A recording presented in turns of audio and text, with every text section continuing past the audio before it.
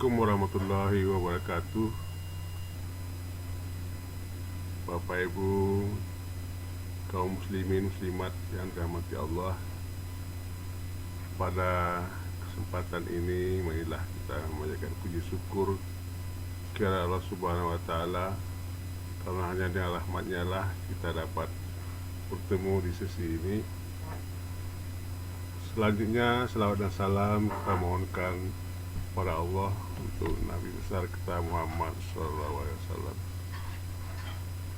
Bapak Ibu, pada sesi ini saya akan mengajak kita semua untuk mengaji tentang kitab At-Tawasin, sebuah kitab karangan Husain bin Mansur Al-Halaj, seorang ulama sufi yang terkenal dengan kata-katanya anak al-haq yang sangat kontroversial.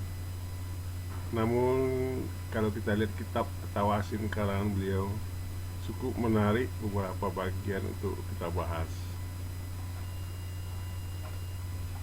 Saya akan coba membacakan kutipan dari kitab ini, bagian kecil dari tulisan beliau seperti ini.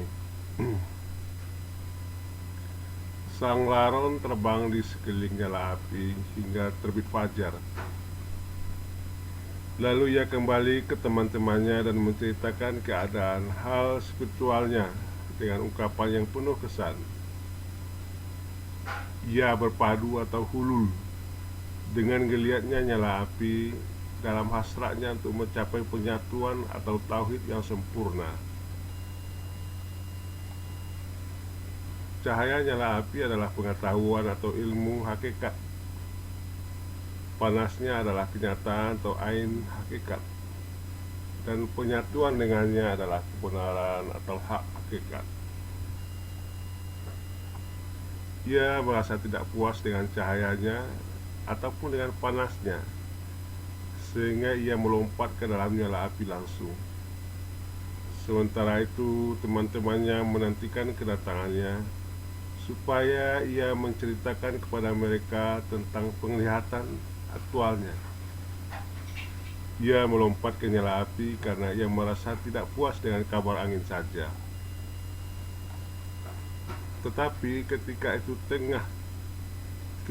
itu ia tengah tuntas sirna atau fana, musnah dan buyar ke dalam serpihan-serpihan yang tersisa tanpa wujud, tanpa jasad ataupun tanpa tanda pengenal. Jadi dalam peringkat makam apa ia dapat kembali ke teman-temannya? Dan keadaan hal spiritual apa yang tengah dicapainya sekarang? Ia yang sampai pada pandangannya kepada Allah dengan mata basirah atau batin. Bapak Ibu, itulah kalimat-kalimat yang ada pada kitab At-Tawasin, kata-kata yang disusun oleh Husain Mansur Al-Halaj dalam kitab ini. Mari kita coba untuk melihat atau membahasnya kalimat per kalimat dari tulisan ini.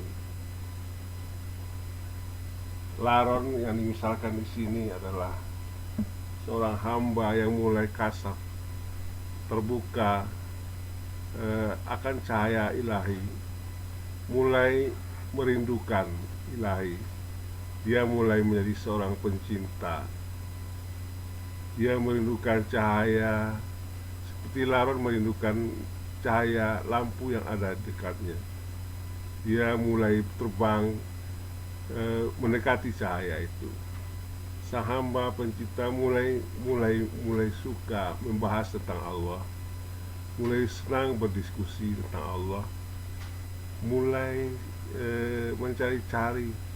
terus mencari apa-apa saja yang biasa dia dapatkan pengetahuan tentang Allah. Keinginan-keinginan ini seperti laron yang ingin terbang terus berputar-putar di sekitar lampu. Cahaya lampu itulah yang dia rindukan. Dia ingin terus mendekat ke lampu panas cahaya lampu membuat dia makin bergairah. Cahaya ilahi dari pengetahuan, dari pemahaman yang membuat dia makin rindu untuk bertemu Tuhannya. Lalu kemudian teman-temannya, ya tempat berdiskusinya juga mengatakan bahwa inilah sebuah hal yang menarik, dan sang pencipta mulai melihat yang lebih jauh, yaitu mendekat ke api. Dia mulai merasakan bahwa nyala api makin panas, makin disenanginya, makin penasaran, makin ingin merasakannya, dan dia mulai mengenal hakikat-hakikat. Dari awalnya dia merasa dirinya ada, dia merasa dia yang berbuat, mulai menyadari bahwa semuanya adalah Allah. Perbuatan, sifat, dan zat, asma, semuanya Allah. Dia hanya digerakkan. Saat itu dia mulai mengenal hakikat dirinya. Dia mulai makin dekat ke cahaya, makin dekat ke lampu laron itu, makin bersemangat. Dan puasannya membuat ada keinginannya untuk mencebur atau masuk ke dalam lampu walaupun dia harus terbakar. Nah, saat ini sang pencipta mulai mengenal kepada tajalli Allah. Dia merasa dia sendiri tidak ada. Dia merasa yang ada hanya Allah. Dia mulai masuk dan memfanakan dirinya. Dia terbakar. Saat dia terbakar itulah seperti garam di lautan. Sebungkah garam yang dilemparkan ke laut.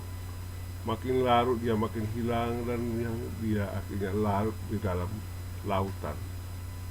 Sang laron terbakar dan dia tidak bisa apa-apa lagi. Lidahnya keluh. Tidak ada yang bisa diceritakannya lagi, karena apa yang dirasakannya tidak mungkin bisa diceritakannya. Ketika dia kembali ke teman-temannya, apa yang harus dikatakannya? Dia tidak mungkin mengatakan yang dirasakan. Apakah dia mungkin mengatakan ketika dia memahami bahwa dia tidak ada? Tentu akan menjadi fitnah bagi teman-temannya. Ketika dia masuk ke pemahaman dirinya bahwa Allah ada di dia, seperti yang dikatakan Ana al-Haq, saya Allah, sayalah kebenaran. Orang-orang sekitarnya yang masih dalam tingkat takholi, ya, syariat, lalu mengatakan dia sesat. Sang pencinta akhirnya sebaiknya memilih diam, karena tidak mungkin dijelaskan. Maka apa yang mau dijelaskan kepada teman-temannya yang menunggu penjelasannya? Bapak Ibu, inilah yang dikatakan terbakar, yang dimaksud oleh al-halat ini. Dan ketika dia melihat ke dalam dirinya, seperti Az-Zariyat ayat 21 mengatakan, aku ada dalam dirimu, tidakkah kamu memperhatikannya?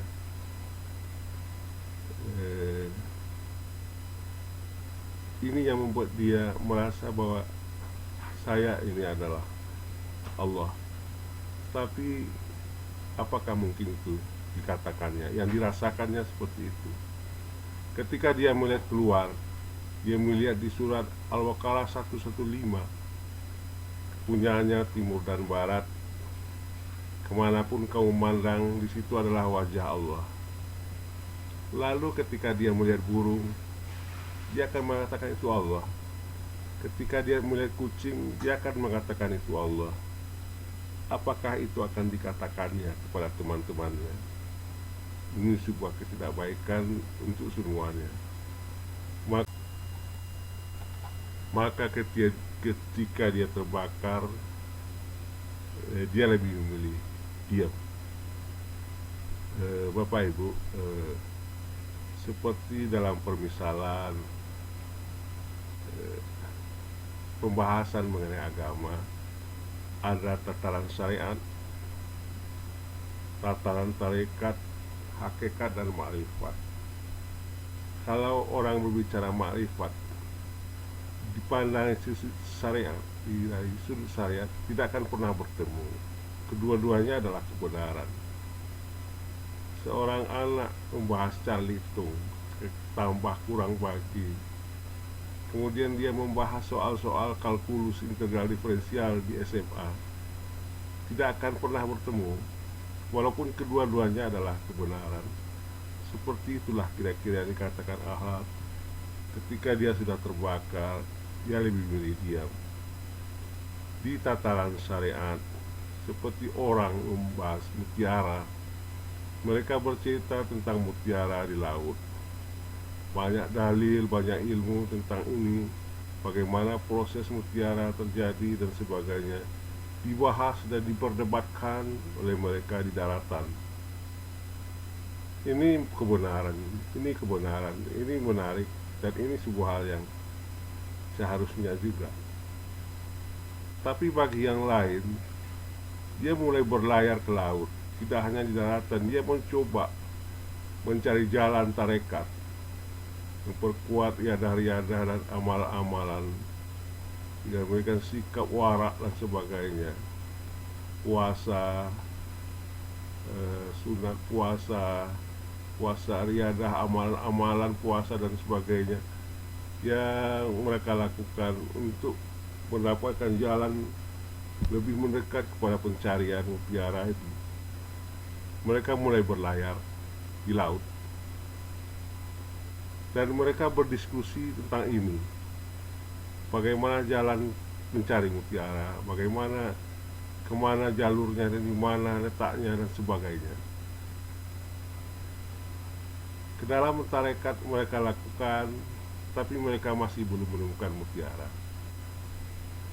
Selanjutnya bagi sebagian mereka mulai menyelam ke laut, menyelam ke lautan hakikat Allah.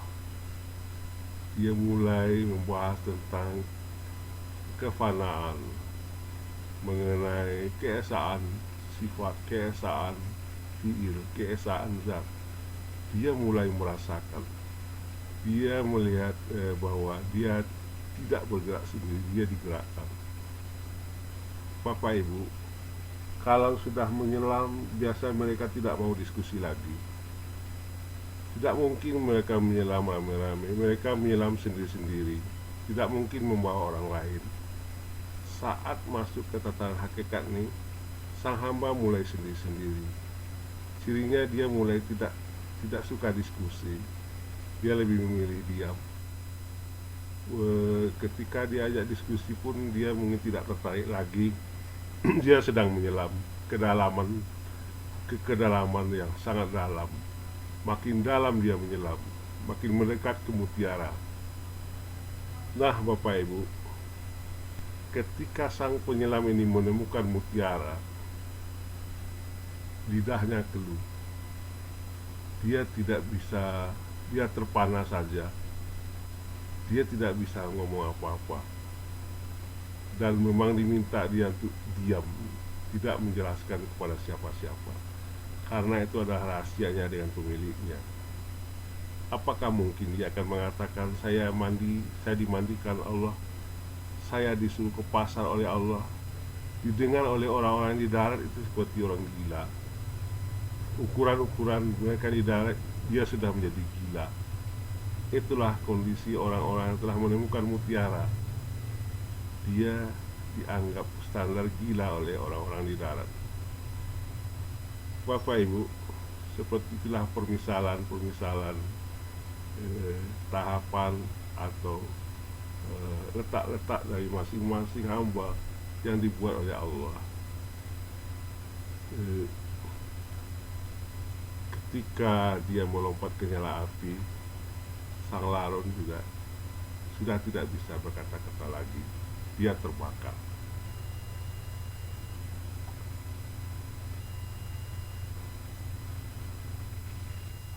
Lalu apa yang dikatakan Al-Halak? Ana Al-Haq. Saya adalah Allah. Tapi dalam bab lain di bukunya, dia mengatakan saya tidak mungkin Allah, karena Allah itu laisa, tidak mungkin menyerupai sesuatu seperti saya. Terkali monolog dalam dirinya, apakah saya Allah? Lalu tidak mungkin saya Allah. Allah tidak sesuatu. Lalu kalau saya tidak ada, lalu yang ini siapa? Maka lahirlah sebuah kesimpulan beliau, aku bukanlah Allah, tapi aku tidak lain daripada Allah. Zat Allah bukanlah Allah, tapi zat Allah tidak lain daripada Allah. Sifat Allah bukanlah Allah, tapi sifat Allah tidak lain daripada Allah. Jangan menyembah sifat, tapi sembahlah Allah. Dipermisalkan, tapi hanya untuk mempermudah paham.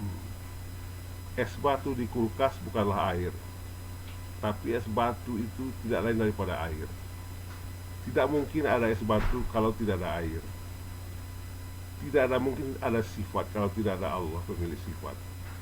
Tidak ada mungkin aku ini yang berbicara ini kalau tidak ada Allah pemilik aku yang menciptakan aku. Karena aku adalah bayang-bayangnya, karena Allah lah aku ini ada. Jadi aku bukan Allah, tapi aku tidak lain daripada Allah. Inilah yang dikatakan monolog dalam diri Al-Halak.